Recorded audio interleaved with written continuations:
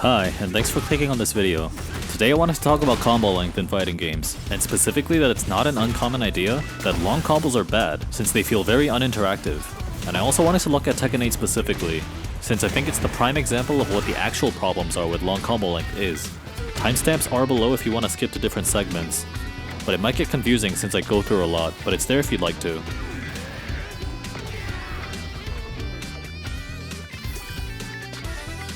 First, let's talk about combos in general, and how they fit as a mechanic in fighting games. Combos are a series of guaranteed attacks done by one player dealt to their opponent. The player getting hit by a combo often has no involvement in changing this outcome, with their inputs often doing nothing. As such, combos are very uninteractive by nature, where the player getting hit often has no say in the outcome. And as a result of this, longer combos can feel very oppressive, since longer combos mean longer periods of downtime where the player has no way to interact with their opponent at all. And because control is taken away from the player that's actively being comboed, no active decisions can be made until the player regains control of their character after getting up. This can result in one player being sidelined watching a cinematic trailer they've already seen 1,000 times. And I think there's no better way to describe Tekken 8's combos as 10-second YouTube shorts that we're forced to watch on loop every time someone gets launched. However, some games have had some interesting attempts at sprinkling in some amount of interaction for the defender, so let's take a look at some of these. Perhaps the most popular example of this is the burst mechanic. Originally from Guilty Gear, this is a universal option that uses its own resource, independent from the tension meter. While tension is gained much quicker than burst, it's often spent just as quickly in the form of Roman cancels, supers, faultless defense, among others. Burst is also kept in between rounds while tension does not. Players can choose to burst while actively in a combo, in which they become invulnerable and emit a hitbox that pushes opponents off of them on hit. While this is a powerful tool, there are workarounds to punish opponents trying to burst. The ideal situation would be to do a combo that allows the player to block the burst attempt, or make it whiff completely, since they're vulnerable after the pushback comes out until they land. Meaning on a successful read, the player performing the combo can get rewarded, while the player on defense would have to adjust to this and pick a burst timing that would work around their opponent's tendencies for when they tend to bait it. Another great example is combo breakers from Killer Instinct. After an initial normal into special move or a jump normal that's unbreakable, the player being hit by the combo can press both kick and punch buttons of the same strength. For instance, both heavy punch and heavy kick, against the opponent's heavy version of a combo filler that they're doing. If timed properly, the defender will gain 50% of their gray health back, break out of their opponent's combo, and reset back to neutral, very much akin to burst. But unlike burst, the hitbox to get the opponent off of the defender essentially locks onto the opponent, meaning it works across the screen even if being hit by a long-range combo. If the defender attempts a breaker but doesn't press the corresponding button strength, they'll be locked out of being able to combo break at all for the next few seconds, giving the aggression whatever combo route they'd want to do in that time, preferably with heavy versions of their combo fillers, since they tend to deal the most damage at the cost of the opponent potentially being able to break them on reaction. Combo breakers are much more complicated in execution than burst, and reasonably so, since it doesn't cost any resource to perform. As long as the conditions to be able to combo break are met, the defender would be able to get out as long as they're clever about it. And to complement this, the aggressor has to adjust their combo routes in order to account for opponents trying to guess break out by utilizing a mix of light, medium, and heavy normals and specials. Or alternatively, they can end the combo early, which doesn't give the opponent much of a chance to break in the first place, essentially playing it safe with a minimum amount of damage with every conversion. This creates a very interesting dynamic between both players even when a combo is happening on screen. Extending combos can be seen as a risk now, especially if the player is being greedy and relying on heavy or medium cancels, while trying to break out as quickly as possible is also quite risky, since it may potentially give the opponent free rein to maximize their damage on a wrong read. And it also adds variance to a game that may otherwise end in just a few touches, while not lowering the damage output across the board so that 2-touch kills can still happen. Melty Blood Actress Again also features interactability while actively being hit by a combo. Upon getting hit in general, if a button is pressed within a 5-frame window, the landed attack will get a 30% damage reduction. This mechanic is called Reduce. If an attack lands after this 5-frame window of a button being pressed, it locks the player out of being able to do Reduce for the next 6 frames. And each time the player presses a button within this 6-frame lockout window, it resets the 6-frame timer, meaning players will have to be deliberate with their timing instead of mindlessly mashing away hoping to reduce incoming damage. And lastly, there's the aerial control of the Soul Calibur series. In this case, the player being launched may input up, down, left, or right in order to wiggle out of juggles. For those familiar with Smash games, this is similar to DI. This makes a lot of seemingly insane combos and invalidates them by simply falling out, meaning players' inputs still matter while being juggled. It's also integral to try and get out of situations that may otherwise result in ring outs, which result in an instant kill otherwise. While these mechanics are interesting, it's still rare to see instances of defensive options while being actively comboed. So instead of making an entire mechanic to have some amount of interactivity during combos, most games opt to simply give players more decisions to think about while doing their combo.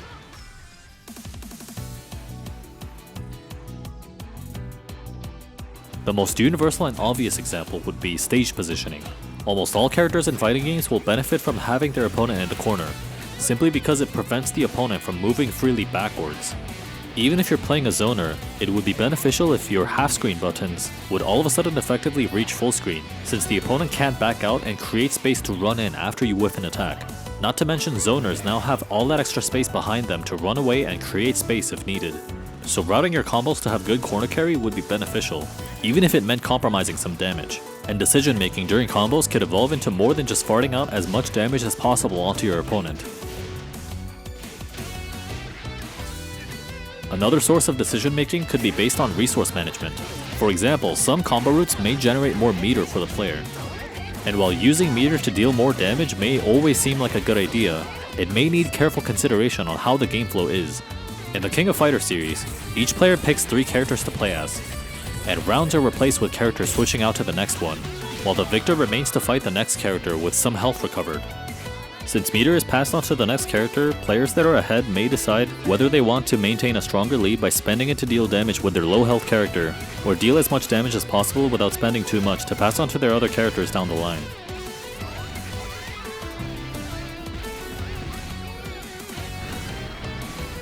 This is an active decision that has to be made considering how much life the current character has, whether they can close out the round with how much meter they have, and how well the other characters utilize meter.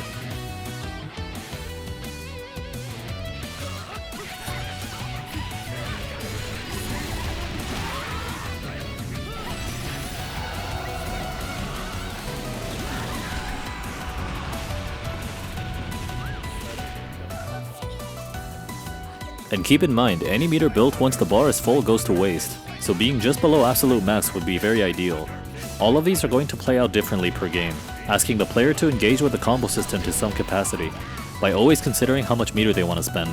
This resource management can also work the other way around. Going back to burst, each tick of damage gives the opponent a tick of burst back. This means multi-hit moves generally give back burst to the opponent far more than single hit attacks, regardless of damage output in context of combos. This can be seen as a character-specific strength and weakness, which is true, but it can absolutely be worked around, even if your character may end up giving burst more than other characters. If you know your current combo won't kill, and your opponent's close to having burst, it could be beneficial to adjust your combo to account for burst potentially coming in clutch for your opponent, which means you can secure a win in the next exchange instead. And management can also mean being careful not to overspend your resources to avoid putting yourself in a terrible spot. In Street Fighter 6, spending too much drive may result in burnout, which opens characters to taking chip damage, takes away a significant portion of defensive options, and makes all blocked attacks more advantageous to the opponent. These similarities can be seen in City of the Wolves as well, in the form of overheat. While in Ground Blue Versus, heavy versions of special moves will put the special move on a set cooldown before they can be used again. Another factor could be adjusting for games with variable health. Guilty Gear has the gut system, which basically makes characters take less damage the lower their health goes, and the amount of damage reduced can vary from character to character. This creates an interesting dynamic for combos if your opponent's at low health. Because each hit is getting a percentage cut, eventually, single hit instances of damage taken will simply be rounded down to 1, since it can't deal less damage than 1, which creates some funny looking combos that end up dealing more damage than a traditional combo might. My personal favorite example of proactive decision making is the grid system from Under Night and Birth. For those who aren't aware, in the middle of the screen is the grid gauge, and it's a constant tug of war between player 1's red grid and player 2's blue grid, with more or less every action determining whether grid is gained or lost. In the middle of the 2 grid bars is the grid cycle. Upon the circle filling up all the way, one of 2 players will be rewarded by entering the vorpal state, and both characters if it's a tie. characters in Vorpal state will gain a damage bonus, a small amount of refund on metered special moves, a one-time use invincible cancel called Chain Shift, and character-specific buffs until the character leaves Vorpal state. In this situation, Chaos nearly has Vorpal, meaning he gains all the benefits mentioned previously, as well as the ability to whiff cancel any of his Lizard special moves. This gives him very good screen control, which in turn gives him very good control over the next grid cycle as well. If Oria successfully manages to hit him with a poke in this situation, she can absolutely go for a regular combo to deal some damage. However, she doesn't gain very much grid for doing a combo, while control is stripped away from the opponent. She can instead end her combo early and send Chaos into a state where he's able to regain control by teching out, which then allows her to concentrate, manually charging grid with concentration at the last second to steal it away from Chaos. Even though the character-specific buffs may not be as powerful across the cast, having access to Chain Shift and a 10% damage increase is really great, especially if the opponent doesn't also have it. It can be seen as important both because it's an opportunity to deny the opponent Chain Shift, as well as an opportunity to give it to yourself. With every example I've given so far, the point I'm trying to get at is that all of these mechanics contribute in some way of justifying combo length in one way or another. With the first set of examples, these try and mitigate long combos by giving some player agency by giving decision making to the player being comboed, while the second set of examples show decision making that may impact how the combo may end up shaping in the form of resource management.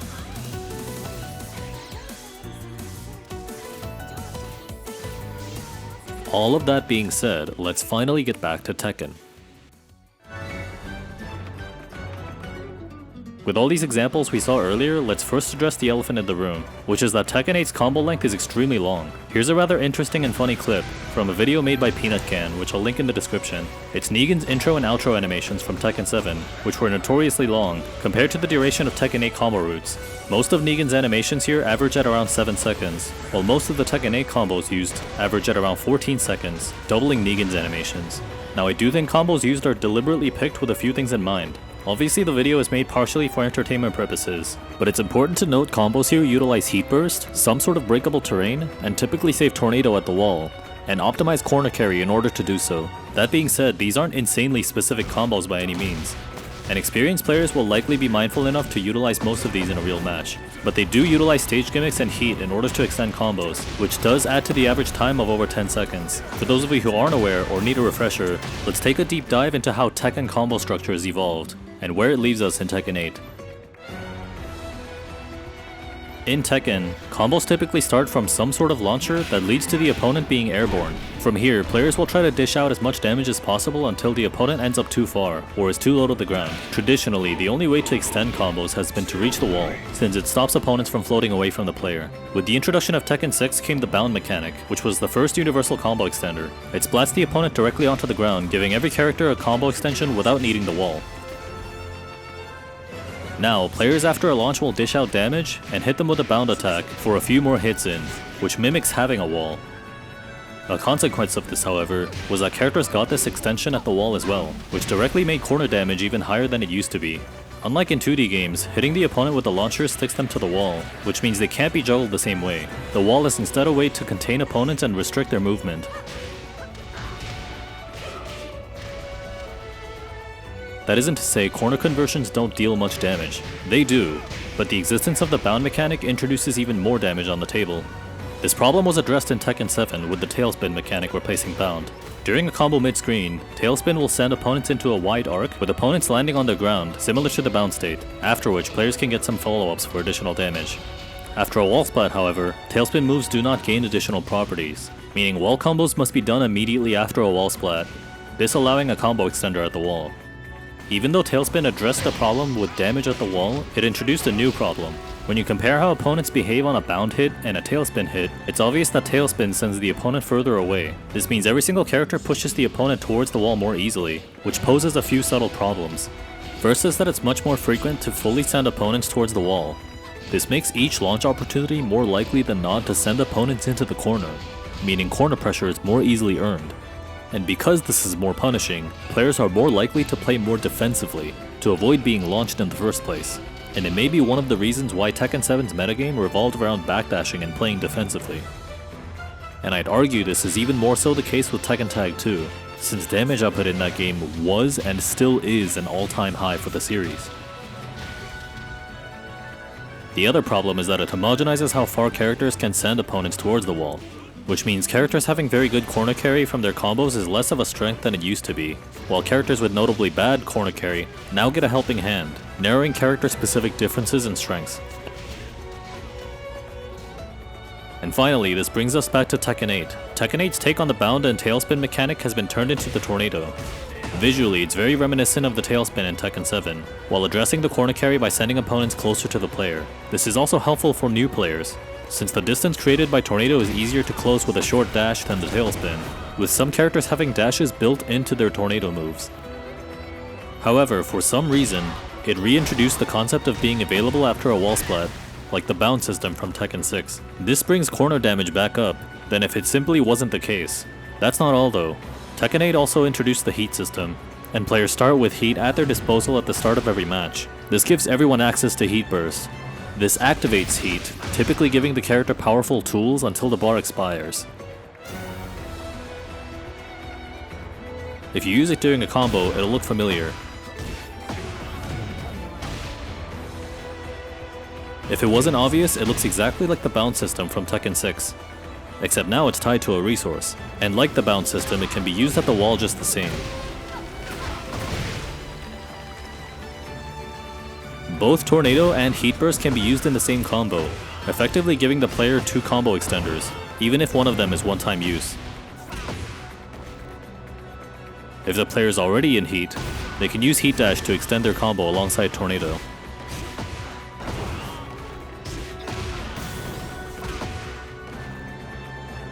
The follow-ups here are more restrictive, especially if Heat Burst was already used in the same combo, but it's an extension nonetheless.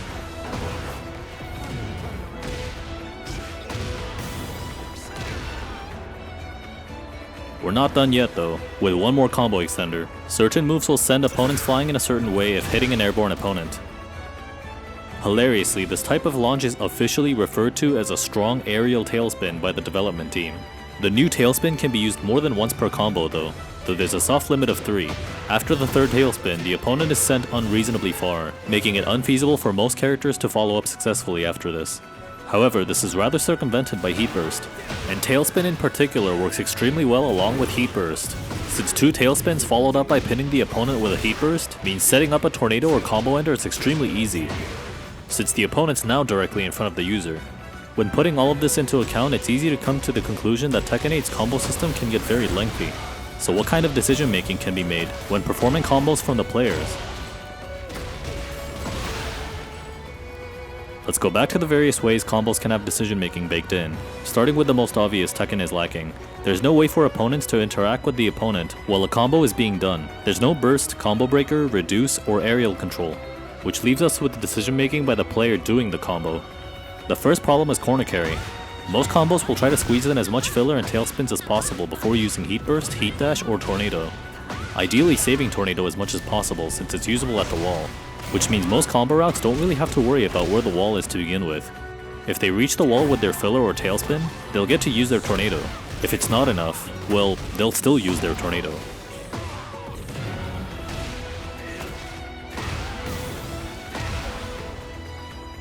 There's not really a scenario where they have to reconsider skipping Tornado like in Tekken 7.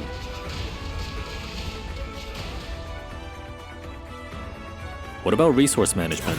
Surely players want to consider if they want to activate Heat Burst in a given combo, right? Well, Heat typically gives access to a character's strongest tools under a timer, which means you'll want to activate it whenever you can, since it'll mean you can gain an even bigger advantage, and therefore secure the round by having as much of a health lead as possible that it's very difficult to make a comeback. In addition, guaranteeing a character gets to enter Heat whenever they want, safely, is also a huge merit to using Heat Burst in a combo. When the game initially launched, Heat Burst would catch opponents sidestepping, which means there was very little counterplay to someone activating Heat with an armored move with good range that's advantageous on block on a whim. But this was changed, with it now being steppable and punishable. Doing Heat Burst during the combo mitigates this potential risk of being punished, and allows them to guarantee that they activate Heat safely. Basically, it's ideal to activate Heat earlier in the round as possible, since it would mean you can launch your opponent, get to your win condition by activating Heat, and send your opponent towards the corner all at once. And while the Heat meter does drain over time, it stays completely stationary if the opponent's getting hit by something, which means it's effectively frozen during the entire combo. So to recap, upon getting a launch, you activate heat to get access to your strongest tools, send your opponent to the corner where they have restrictive movement, and dish out as much damage as possible in one exchange. On the surface, this may seem similar to how players can build a lot of meter off of a combo. After all, characters in other games have very strong corner carry, deal a lot of damage, and gain a lot of meter, allowing them to run oppressive offense, all the while the opponent's stuck in the corner. And it's true, the situation in itself is not the problem. Again, the main focus is combo length. It's not the problem that the opponent gets a big momentum swing with good damage, good corner carry, and strong offense. Rather, it's once you get launched, you don't really get to do any of that actual defending until the next 10, 15, 20 seconds or more, until the player regains control of their character again. I'm not really sure why you would have to think about your wake up options for 10 seconds at a time when most people just end up tech rolling most of the time as soon as they hit the ground. And for the player doing the combo structure in itself doesn't really ask the player much in comparison to the other games I've compared it to, even within previous Tekken titles. It doesn't ask the player to consider defensive options that the opponent may gain access to if the combos are done in a certain way.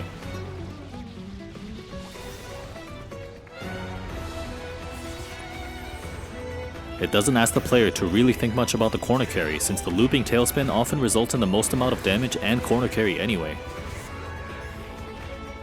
It doesn't ask the player to consider whether they want to use Tornado early, since it can be used at the wall regardless. It doesn't ask the player to consider saving heat, since entering heat as soon as possible is almost always better.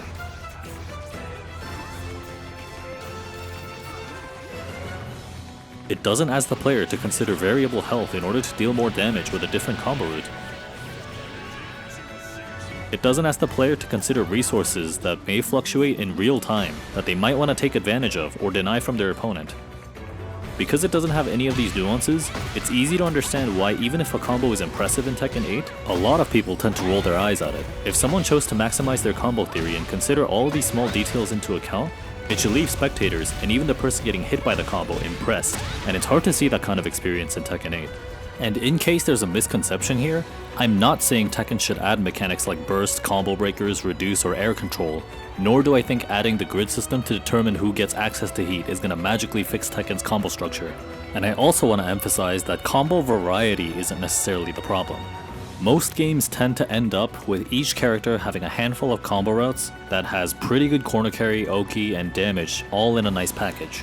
They're called bread and butter combos for a reason.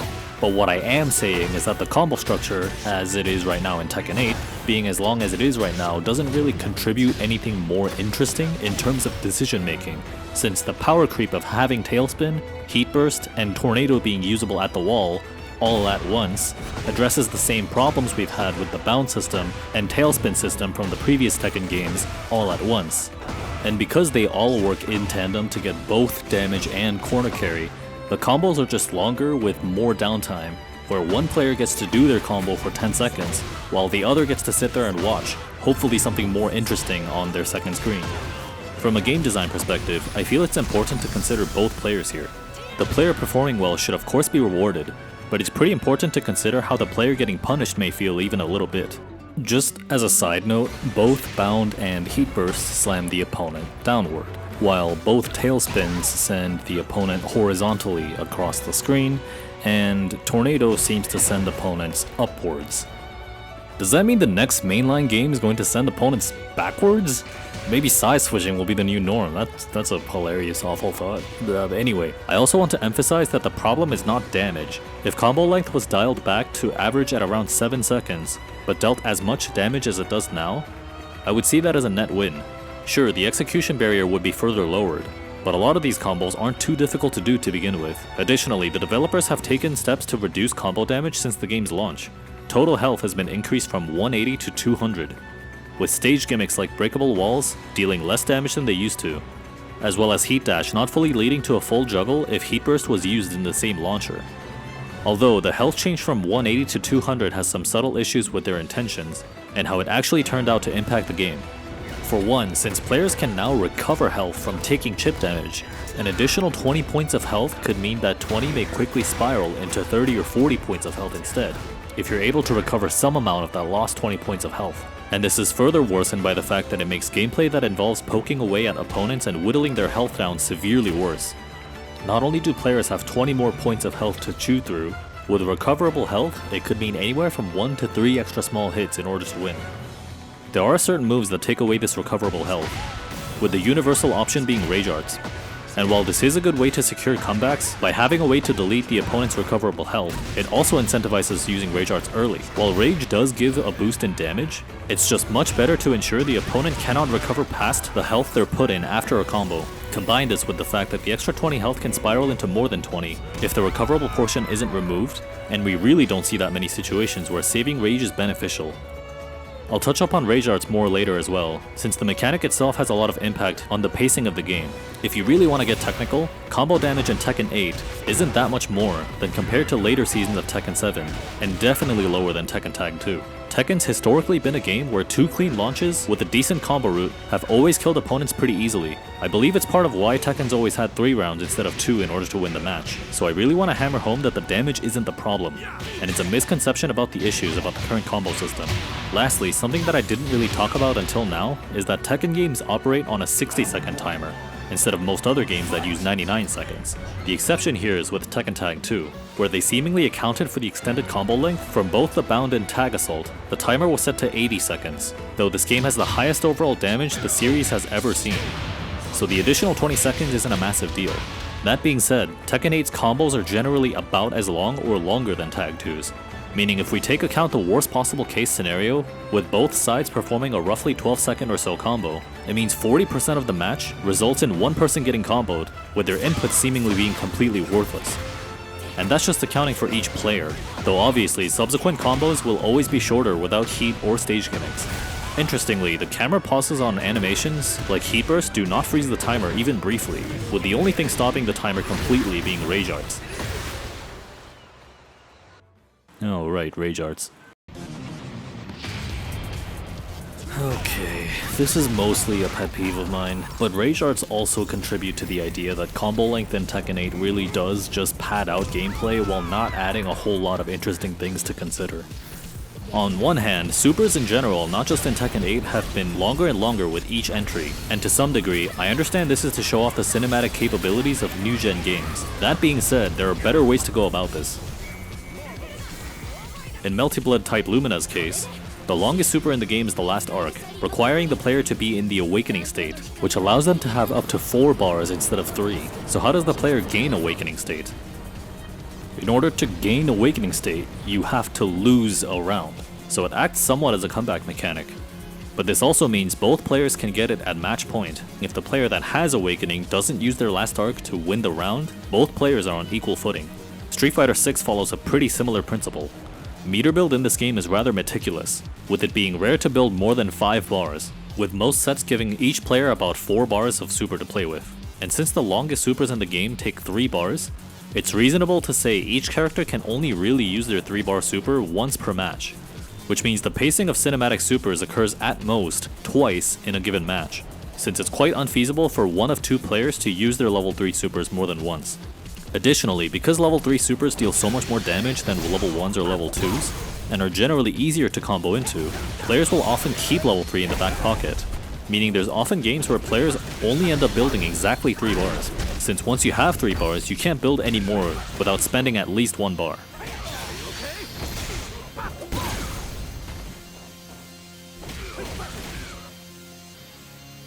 Some games outright lock the cinematic supers behind several requirements. In Under Night, the Infinite Worth supers are only available when 30% health or lower, and costs max meter, and in order to practically combo into them, it is typically used alongside Crosscast Fail Off to mitigate its max meter cost, which requires Vorpal.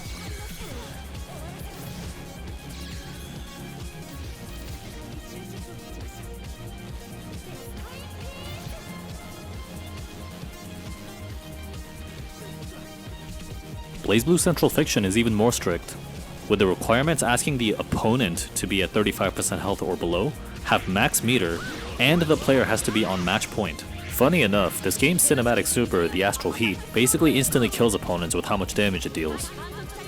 Most of these examples result in the longest supers in the game being used every once in a while, instead of it being a rather common sight. I feel this is important, since it makes these longer supers more meaningful once they actually do land. In the case of Street Fighter 6, where level 3s come up quite frequently, the duration of most characters' level 3 supers are tuned around being roughly 10 seconds, since it refills about a third of the character's drive bar while freezing the opponents.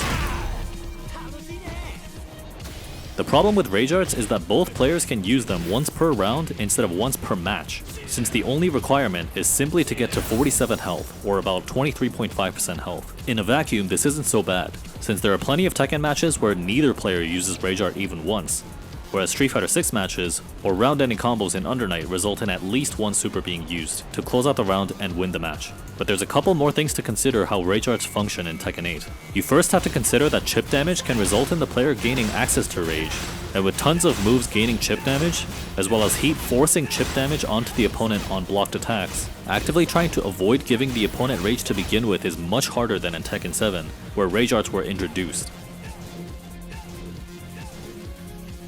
In Tekken 7, players can deal less damage on purpose in order to keep Rage away from their opponent, and in Tekken 7, characters had access to Rage drives, so there were two ways to spend Rage, making it a more viable option to lock out opponents from getting Rage in the first place. There were also occasional options for chip damage in Tekken 7, but these were pretty rare, and chip in general dealt a lot less, meaning it was rare to result in the opponent accidentally getting Rage because of these moves. Another culprit of Rage Arts being more prominent is the presence of recoverable health. This results to more opportunities to potentially get a momentum swing at lower health by restoring their health bit by bit, which indirectly means Rage Arts see more use, since players are alive while in Rage for far longer. And keep in mind, once a player enters Rage, they'll be able to keep it after restoring health. The amount of damage dealt by Rage Arts vary depending on how low your health is, with a minimum of 55 damage.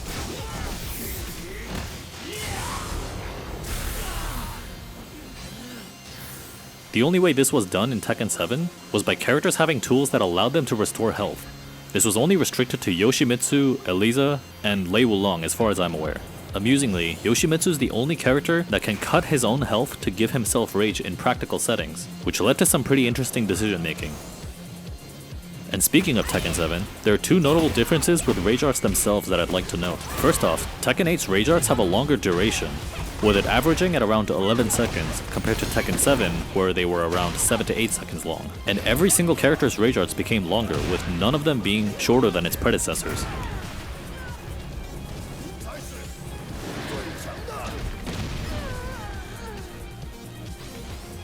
Another difference that personally really drives me insane is the lack of hit stop from hitting opponents during the start of Rage Arts. For those who never noticed, armored moves will leave the player absorbing a hit frozen briefly. Players can take advantage of this and use attacks that recover quickly as a low commitment way of checking if opponents are using armored moves to escape your offense. This also applied to Rage Art armor during Tekken 7, but only within the first 13 frames of startup.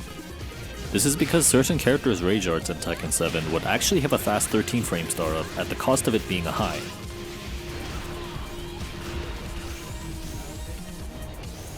And because most Rage Arts have 22 frames of startup, if a move lands after the 13 frame window, the special armor property goes away, and it returns to behaving like a regular armor move, causing the user to be slowed down upon taking a hit. However, this is no longer the case, but only for armor during Rage Arts in Tekken 8. This makes Rage Arts way more threatening than before. My assumption is that I think the developers did not appreciate how newer players would constantly get their Rage Arts blocked by players who knew how to safely check this, and therefore made armor specifically from Rage Arts stronger in order to have Rage Arts hit successfully more frequently. One might argue that Rage Arts being buffed in this way is a way to buff defense, but there's a few small problems with that idea. I've mentioned before that Rage Arts will completely remove any amount of recoverable health for the opponent, and so by doing a Rage Art at the very end of a high damage combo, one of the game's intended ways to helping newer players make a comeback in the form of recoverable health is now taken away, leaving defenders with no new options besides using Rage Art themselves alongside a small damage bonus, since there's no Rage drives like in Tekken 7. Additionally, Rage Arts on hit will recover a small portion of health, but it still asks the player using it to have recoverable health to spare. So defenders mashing out with Rage Art after being hit by one themselves is not a very good defensive option, since it's a very high risk all-in strategy that's short-sighted and unsustainable. Yet, because it's difficult to bait out safely, it leaves both players in a rather frustrating situation. The player on offense may risk taking a minimum of 55 damage if they happen to attack when the defender decided to use their Rage Art, and lose whatever recoverable health they had left. I feel as though it would be cooler if Rage Art armor was treated more like the other armored moves, in that they'll lose to lows and throws outright. This way, there's layered mind games. The player in offense is incentivized to maintain their momentum with lows and throws, but the defender has a bigger incentive to duck in order to bring their health back down to equal footing. And it does work as a comeback mechanic in that context. But, in any case, this isn't exactly a strong defensive tool, more of an intrusive one. So is there any merits at all to Tekken 8's combo system? Well, there are two that come to mind. First is the presence of combos that only work against certain characters. These are typically most predominant with wall combos. Here's an example of a wall combo that Jin can do. But this same wall combo doesn't work on smaller female characters. The second thing is the wall. Tekken's walls are a very nebulous entity in the context of combos, and sometimes it's simple.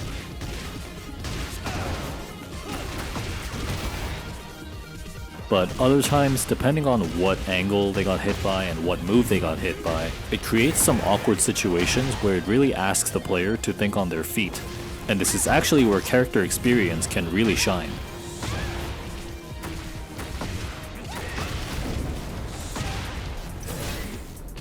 Now, neither of those two things, unfortunately, are unique to Tekken 8. They're just quirks of Tekken as a whole.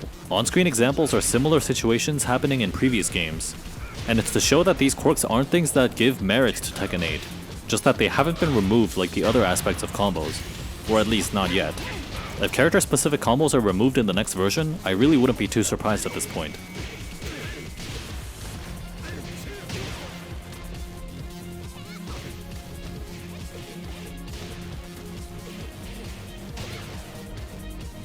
Anyway, thanks for watching this long crash out.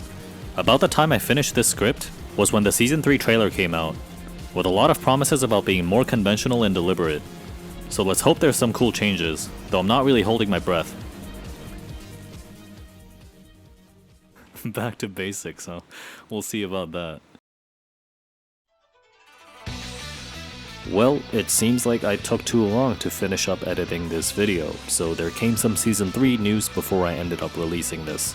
Luckily for me, pretty much everything I've said seems to be unaffected, at least until the actual patch comes out. The only two confirmed changes so far is the removal of character-specific installs when heat expires, which means heat doesn't automatically give characters a guaranteed doctor's note on the way out of exiting heat in the form of their install. And the other change is the removal of wall-splatting heat smashes giving guaranteed follow-ups. This one is a bit odd to me, since it seems like they didn't specify whether this is removing the interaction from the stage altogether, or if it's a targeted nerf specifically for wall splat follow-ups. For instance, when using Hwoarang's heat smash like in the demo clip, I'm not sure if this is only removing the ability to do follow-ups for a combo, or if it removes the ability to break walls and interact with stage explosives. Visually, it looks like it would still break walls, but we won't know until the actual patch comes out. If it's the latter, then I'm left wondering if heat smashes that break the floor are also affected. I personally think low heat smashes that interact with wall breaks and explosives are way more egregious than mid heat smashes that wall splat, but that's just me. I don't really have much else to say about the two changes besides that, so once again, thanks for watching.